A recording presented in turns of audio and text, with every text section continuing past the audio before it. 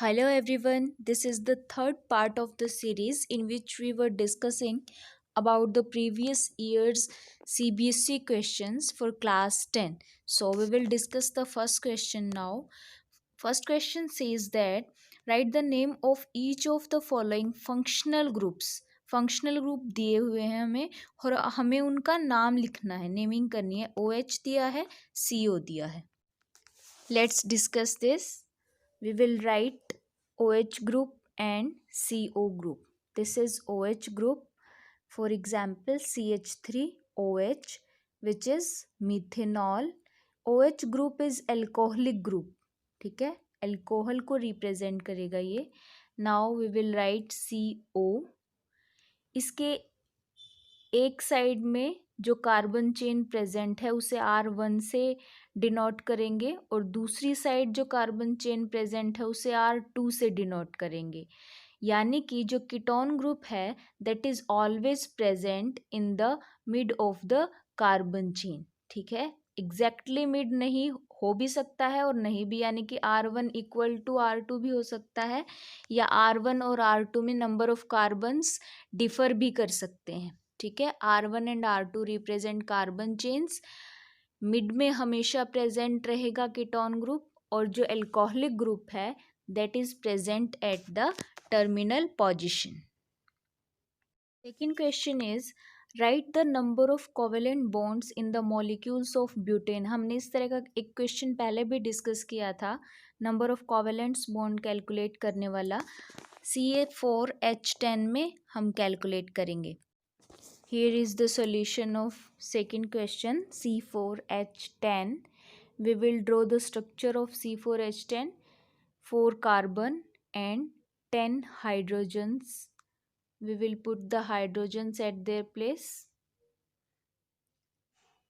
4, 5, 6, 7, 8, 9 and 10.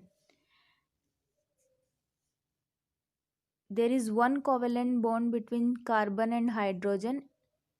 1, 2, 3, 4, 5, 6, 7, 8, 9, 10. Another 3 are between carbon. Okay. These are 10, 11, 12 and 13. These 3 are between carbon and carbon. So total are 13 covalent bonds are there. Next question number 3 is write the name and structure of the aldehyde with 4 carbon atoms in its molecule. एक ऐसा aldehyde लिखना है जिसमें 4 carbon atoms हों. 4 carbon compound जिसमें aldehyde group present हो. तो aldehyde group is CHO. Now we will draw the structure. 4 carbons और हम एल्डिहाइड ग्रुप लगाएंगे लास्ट में. This is the CHO aldehyde group. Now valency of carbon is satisfied by the hydrogen atoms, so we will put hydrogen atoms here. 4 carbon means butane. ठीक है, 4 carbon के लिए हम ब्यूट word use करते हैं और क्योंकि ये एक एल्केन है तो ब्यूटेन लिखेंगे. We will write butane. 1, 2, 3, 4 butane. और ब्यूटेन में जो E है that E is replaced by Al. कुछ बच्चों की क्वेरी थी कि मैम एल्डिहाइड में तो Al स्टार्टिंग में आता है तो हम लास्ट में सफिक्स क्यों ऐड करते हैं.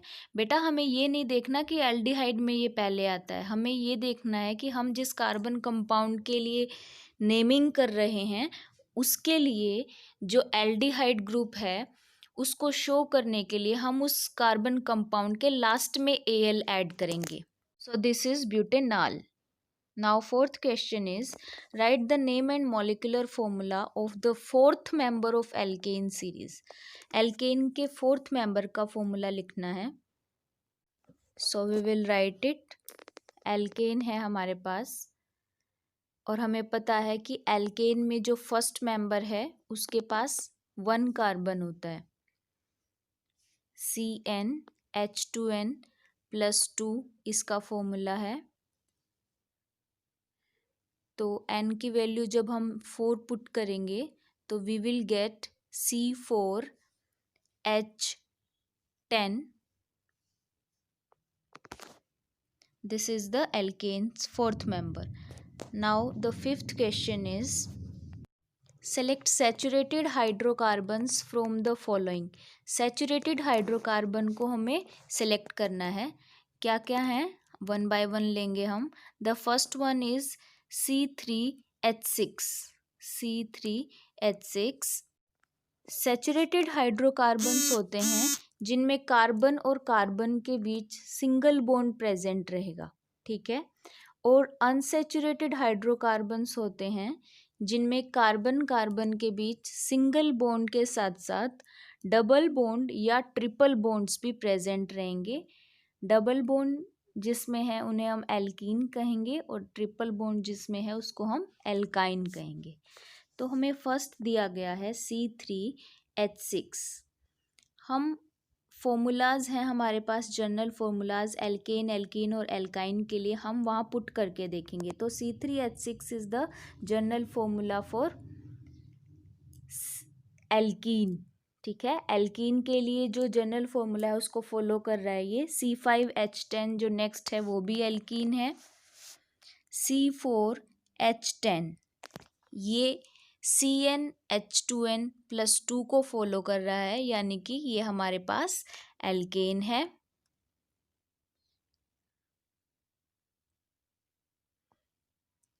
So the next is C6H14। देखो 12 होता, अगर H12 होता तो CnH2n को फॉलो करता, यानी कि अब ये किसको फॉलो कर रहा है, CnH2n+2, यानी कि ये भी क्या है, एल्केन है हमारे पास। तो हमारे पास जो एल्केन मिले हैं हमें, C6H14 भी है उनमें एक। नेक्स्ट है C2H4, ये भी CnH2n यानी कि एल्कीन को फॉलो कर रहा है। सो जो एल्केन हमारे पास ऑब्टेन हुए हैं that are C4H10 and C6H14। These two are alkanes. जो हमें क्वेश्चन गिवन था उसमें से ये दो ही कंपाउंड क्या हैं हमारे पास, एल्केन्स हैं। Now we will see question number 6। Write the name and structure of an alcohol with 3 carbon atoms in its molecule. Alcohol लिखना है जिसके 3 कार्बन एटम्स हों। सो हमें पता है एल्कोहल एक टर्मिनल ग्रुप है। हम एल्कोहल को पुट करेंगे टर्मिनल पोजीशन पे। 3 कार्बन्स हमने ले लिए और कार्बन्स की वैलेंसी हम सेटिस्फाई करेंगे हाइड्रोजन से। We will put hydrogens and we will get HH, this becomes CH3, CH2, CH2. We will write this, terminal carbon के साथ 3H हैं, राइट हैंड वाले कार्बन के साथ CH2OH है ये। We will put CH3, CH2, CH2OH। इस तरह से भी लिख सकते हैं हम इसको, and that is propanol. Alcoholic group है तो OL सफिक्स ऐड किया जाएगा लास्ट में। E को हमने रिमूव कर दिया प्रोपेन से और हमने क्या ऐड किया, OL। This is the answer. Question number 7. The molecular formula of compound A is C10H18 and compound B is C18H36. Name the homologous series to which they belong. वही general formula में हम इनको put करके देखेंगे। and then we will find out the homologous series. सबसे पहले है हमारे पास compound A, that is C10H18। ये किस जनरल फॉर्मूला में फिट हो रहा है ये देखेंगे। CnH2n-2, ठीक है, इस जनरल फॉर्मूला में पुट हो रहा है ये, यानी कि ये क्या है हमारे पास एल्काइन की होमोलोगस सीरीज से बिलोंग कर रहा है। And the next compound that is B, which is C18H36. It follows CnH2n, so it is an alkene. Okay. Next question is assertion reason type. तो सबसे पहले हम assertion and reason question paper में किस तरह से आते हैं वो देखते हैं। ऑप्शन ए जो होगा वो कहता है कि both assertion and reason are true and reason is the correct explanation of assertion. ठीक है, एक स्टेटमेंट दी होगी और एक रीजन दिया होगा और ऑप्शन ए कहेगा कि ए स्टेटमेंट करेक्ट है और उसके लिए आर जो रीजन है वो करेक्ट एक्सप्लेनेशन है उसका। ऑप्शन बी कहता है both assertion and reason are true but reason is not the correct explanation of assertion. ठीक है, option C is assertion is true but reason is false. Option D is assertion is false but reason is true. हमें देखना है कि given question में कौन सी statement follow हो रही है इन चारों में से। बेटा एग्जाम में जो असर्शन रीजन टाइप क्वेश्चंस आएंगे वो इसी फॉर्म में आएंगे, तो एटलीस्ट तुम्हें चारों ऑप्शन का स्टेटमेंट तो घर से लर्न करके जाना चाहिए कि 4 ABCD स्टेटमेंट्स जो होंगी वो क्या होंगी। तो असर्शन है नेक्स्ट क्वेश्चन में, the most of the carbon compounds are good conductor of electricity. Reason दिया गया है they do not dissociate to form ions and remain as molecules. ठीक है, ये कह रहा है कि most of the carbon compound good conductor हैं इलेक्ट्रिसिटी के। कार्बन कंपाउंड्स को ये गुड कंडक्टर ऑफ इलेक्ट्रिसिटी कह रहा है। ठीक है, जबकि ऐसा नहीं होता, क्योंकि गुड कंडक्टर होने के लिए किसी भी कंपाउंड को आयंस में कन्वर्ट होना पड़ेगा, क्योंकि आयंस की वजह से ही इलेक्ट्रिसिटी कंडक्ट करती है। लेकिन कार्बन कंपाउंड्स जो हैं वो मेनली कोवेलेंट बॉन्ड्स की फॉर्मेशन करते हैं और कोवेलेंट बॉन्ड जो है वो हमेशा शेयरिंग से फॉर्म होते हैं। इनमें ना ही तो लॉस ऑफ इलेक्ट्रॉन होगा ना ही गेन ऑफ इलेक्ट्रॉन होगा।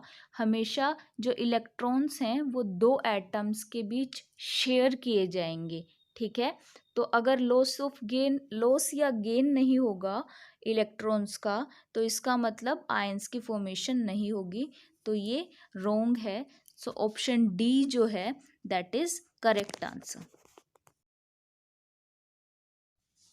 If you find the video useful, like, share and subscribe the channel.